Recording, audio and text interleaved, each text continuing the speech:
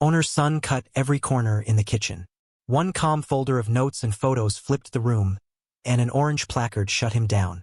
Before we dive in, tap like, hit subscribe, and ring the bell. Let's go. Steam ghosted from the stockpot and hung oily in the strip-light glare, smelling like old bones and star anise gone tired. I was the night prep cook, halfway through college and saving every tip jar dollar, when the owner's son took over and started rewriting his father's kitchen into a shortcut factory. "We do not waste soup," he said, dipping a ladle through a gray skin and pouring it back like a dare. I watched the film shiver, felt my stomach reply, and said, "This pot sat at room temperature all afternoon." He grinned. "Heat fixes everything." Sinks hummed. Fryer oil crackled. A vinegar bleach tang rode the steam and turned sticky on my tongue. His father had built this place on pride. The old man's photo still watched from the office door, but the son cut corners with a box cutter's joy. He ordered the cheapest bones, the limp greens, the chicken that smelled sweet when it should smell clean. The walk-in's thermometer drooped. The fridge temp log clipped beside it was blank for a week. I slid a health code pamphlet under the magnet and wrote temperatures in neat pen, just to make the absence loud. "Stop playing hall monitor," he said, tapping the paper. I took a phone photo anyway, screen brightness stabbing my sleepy eyes. The ticket printer chattered. The dining room clinked. A boy in a red hoodie slurped noodles while his mom smiled.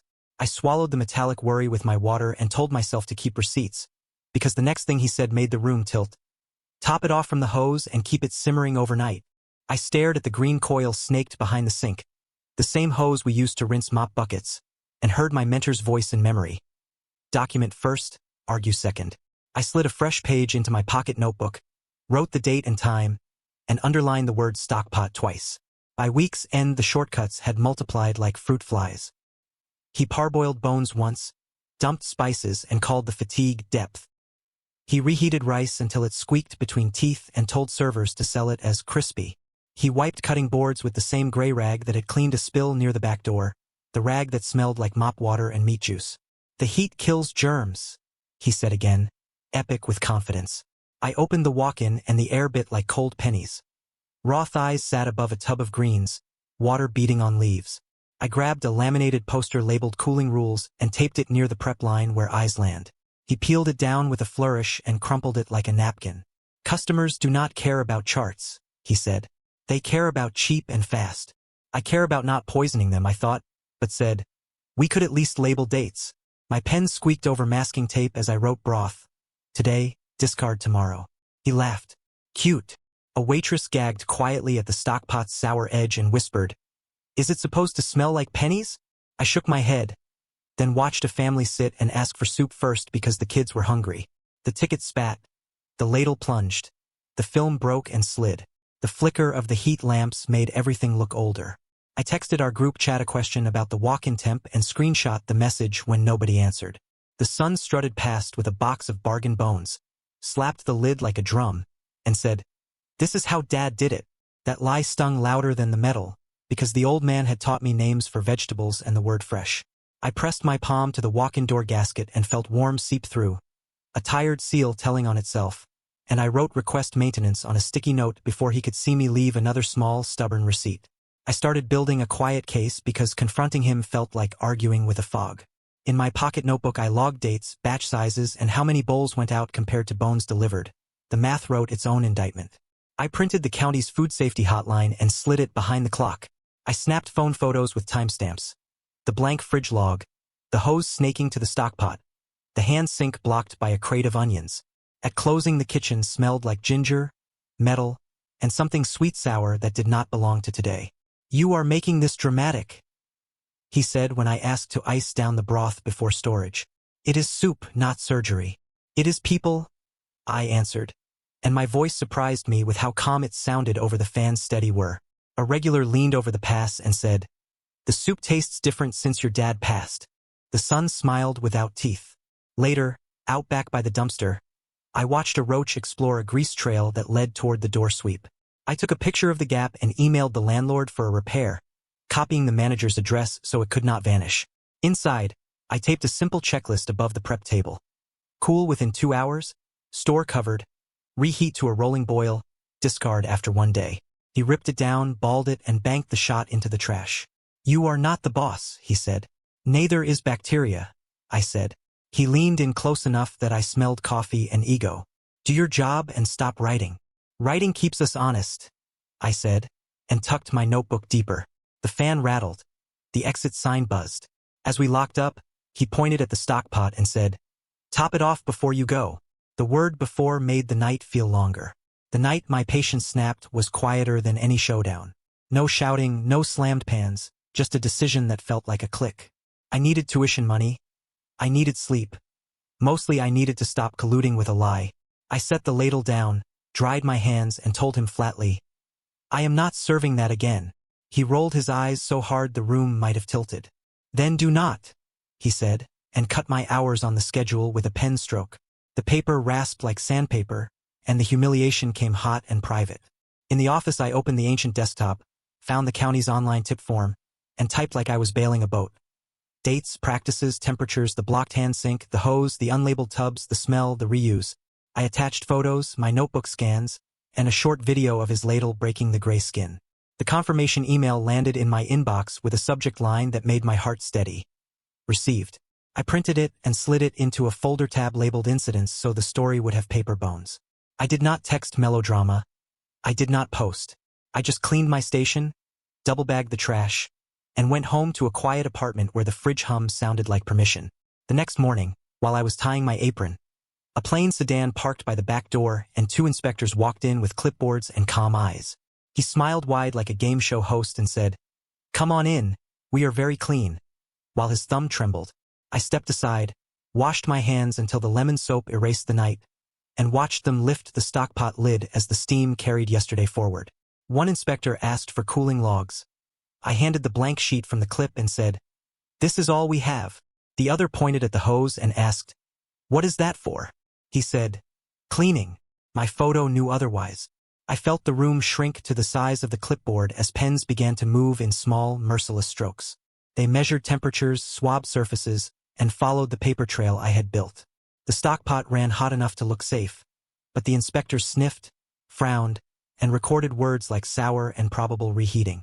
They found unlabeled containers stacked like mystery, a hand sink blocked by lemons, raw chicken thawing above lettuce, and a door gasket leaking cold like a sigh. The lemon cleaner could not mask the fatigue in the air. We will need to issue a closure pending corrective actions, one said quietly. The son blustered. He invoked his father. He tried to argue heat and tradition and budget. The code does not negotiate, the inspector replied. She printed an orange placard and pressed it to the glass. Customers stopped at the door, read, and turned away with unsettled faces. My hands shook as I signed my statement of observations. Ink blotted like a heartbeat. He rounded on me in the alley and hissed, Rat. I swallowed, tasted salt, and said, I am the reason those kids were not served yesterday's soup. I did not raise my voice. I did not gloat. I copied the inspection number onto my notebook page and tucked it under the folder tab Incidents. The fans wound down and the kitchen went unnaturally silent, like a stage after the curtain. The placard glowed a warning orange in the afternoon sun. Fixes were listed in a neat bullet list. Replace gasket, unblock sink, label and date, discard stock, sanitize properly, train staff. He said he would reopen in a day with everything the same. I looked at the hose, the rag, the film that would try to form again, and knew the next move. I emailed the inspector a follow-up with photos from that morning and a thanks for professionalism. Then I clocked out, took a photo of the orange notice reflecting in the front window, and walked home through the smell that trailed my jacket. I did not float after the closure. I sank into a choice. I could vanish and let the place creak back open, or I could make sure the next bowl there would not be a roulette. I wrote the choice in my pocket notebook, ink scratching like rain on a tin awning, and I circled the word protect. First, I sent the inspection number to the landlord with a short, calm note. The door gasket leaks, the roach gap needs a proper sweep, and the hand sink must stay clear by policy. He replied with a visit time and a written commitment to replace the gasket. Second, I forwarded the inspectors a tidy bundle. My time-stamped photos, my temperature logs, and the blank fridge sheet clipped beside the walk-in. Their thank you email landed with 3 simple lines and a reference to corrective actions. Third, I printed the county cooling rules and slid a copy through the office mail slot before dawn, so the paper could not be thrown away in front of me. When he texted me that afternoon, The messages came hot and sloppy. Accusations, threats, a line about ruining his life. I took 2 photos of the screen, muted the thread, and forwarded the exchange to the inspector with a single sentence that read, "For your awareness." Grease hung low in the air even on a closed day. The kitchen lights hummed a flat note. The orange placard glowed on the glass like a small sun. I stood there with a plastic folder tab labeled incidents in my hand and told myself the same quiet line every time fear tried to bargain. This is not revenge. This is food safety. Inside the wok in the thermometer still drooped like a tired tongue. I watched the condensation bead and fall, counted 3, then 5, then 7, and waited for the reinspection clock to start its slow, necessary tick. Preparation tasted like clean water after too much grease. I opened a fresh document and built a plain 1-page training sheet in big type, the kind even a rushed line cook could read at 6 in the morning. At my new job across town, the chef smelled cilantro before signing the invoice and said the word fresh like a blessing. When he noticed the county placard copy in my folder, he pressed a permanent marker into my palm. "Write the temperatures you want on the line," he said, and the squeak of ink on laminated plastic sounded like a promise. We labeled everything. We dated everything. We cooled broth in shallow pans set in ice until steam became just breath. I built a tiny checklist that lived by the walk-in latch. Cool fast, label always, reheat fully, discard on time. I linked on the staff wiki a printout of the county portal page that explained why each verb mattered. At night, I updated my folder tab incidents with a short memo titled "What Failed, What Fixed, What Changed." A server who had left the old place called me, voice low. "I heard he is telling people you ratted for clout." I rubbed my eyes and stared at the clean shine on the prep table. "I told the truth so a kid did not drink yesterday," I said. The fan purred. The walk-in murmured like distant surf. Lemon cut the air instead of sour metal. Before closing, I taped a copy of the cooling rules on the inside of the stockpot lid where a lazy hand would meet it. My phone buzzed with a calendar alert titled Reinspection Window. I silenced it and left the kitchen lights off for a second longer than usual, letting quiet settle over stainless like dew while I decided what to do if the orange never came down. I wrote 3 options on a sticky note and tucked it under the clock. Call again, walk away, or offer help with a real plan, and I underlined offer, because spite does not keep soup safe. He staged a show for reinspection. New gloves in a bright box, lemons stacked like trophies, a mop bucket that looked newly baptized. The inspector's shoes squeaked on tile. The dining room smelled like bleach and nervous hope, the kind that curdles if it sits. On my break, I watched the county portal spool up on my phone. A gray circle spun, then the page snapped to life. Status pending, status failed, and a paragraph on improper cooling and cross-contamination. Mel from our line whispered, "You okay?" I nodded and turned the screen so only the words showed, not the name. We printed the page and slid it into my folder so the paper trail kept its spine. Across town, an orange placard glowed like late sun. A customer rattled the handle and peered in at chairs stacked like sleeping horses. After shift, I walked past. The air through the door smelled like nothing, which is what a kitchen should smell like when it is safe. He saw me and tried to perform. "All fixed," he said. I pointed at the printed notice that read "Permit suspended" and let silence do the rest. Back home, I wrote 1 line beneath the inspection number. Process beats performance. The next morning, the landlord's handyman replaced the walk-in gasket. Cold air kissed my knuckles when the seal held. He jotted the work order on a carbon slip and tore the yellow sheet for me to keep. I slid it into the folder and emailed a photo to the inspector with a note that read "Maintenance completed." In the alley, the old hose lay coiled. I lifted it with 2 fingers and dropped it in the dumpster so habit could not find it again. When the lid fell, the metal rang like a small bell, and the sound felt like a period at last. I drew a tiny box in my notebook and wrote "practice" next to it, then checked it because repetition is how kitchens remember. Consequences rarely arrive with symbols. They come folded in envelopes and posted on glass. A week later, a notice from the landlord went up. Cure violations by a set date or the lease ends.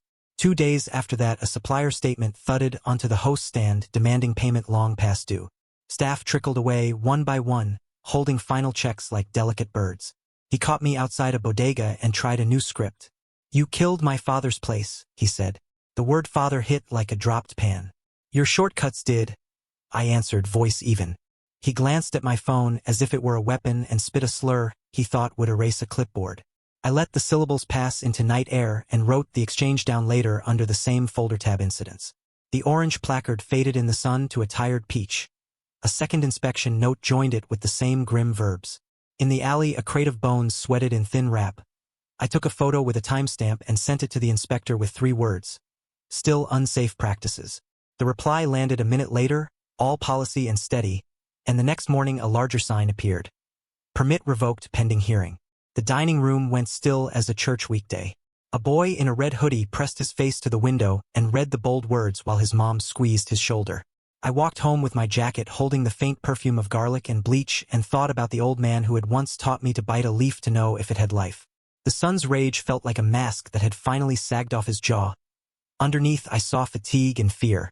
I did not celebrate.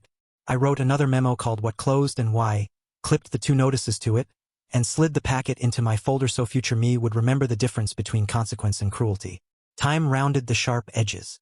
The old man's photo in my memory kept its warmth. His son in my memory kept his choices. Our new kitchen's rhythms grew quiet and clean. We taped a small mantra above the walk-in. Cool fast. Label always. Reheat fully.